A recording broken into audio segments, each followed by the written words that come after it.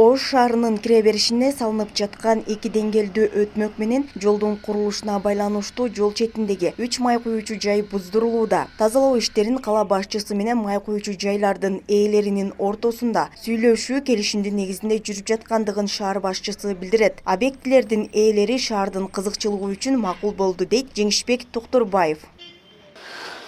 Бул биринчиден элдин коопсуздугу. Анткени могу жерде былтыр 2-3 жыл болуп калды, өзүңүздөр билесиздер, жана Юго-Востокто заправкада өрт чыккан.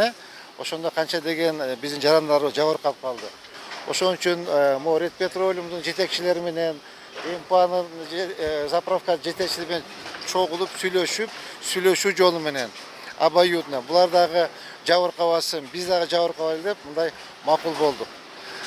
Эч кандай препятствие болгон жок. Эгер шаар үчүн шартуу көркү үчүн боло турган болсо макул, анда биздин ушул май куючу заправкалар тоскоол болсо алалы деп өздөрү макул болушту. Эч кандай бир буларга кысым болгон жок, сүйлөшүү жолу менен алдык. Заправкалар эми жителдер жашайт да, бир жашоочулардын ичинде мүмкүн эмес. Чынын айтканда мен жеке оюм айтайын, бул заправкалар четте болуш керек, шаардын четинде болуш керек. Совет убагында шаардын четинде болгон. Эми билбейм, кандайдыр неменен кирип калган. Бул мүмкүн эмес чындыкта. Бул эгер жарылуу бир кырсык боло турган болсо, бул жерде чоң кырсык башталат да. Жакшы эле болот анда. Эрде коопсуз болсо, мурда курулган жери. Элдерден алыстатып болсо жакшы да. Бузуу иштери экинчи тараптын макулдугу менен ыктыярдуу түрдө жүрүп жатат. Аталган май куючу жай 15 жылдан бери иштеп келген. Ал сүйлөшүлгөн чечилип атат. Жок, жерди өзүбүздүн жер камап атат. Бирок ошол жаңы жол кирип кеткен жагы бар. Ошол жака компенсация берет. Ал биздин заправка биринчи курулган. Ага чейин ал жерде эч нерсе жок эле, андай ограничение кыла турган. Андан кийин курулуп көп кабаттуу үй.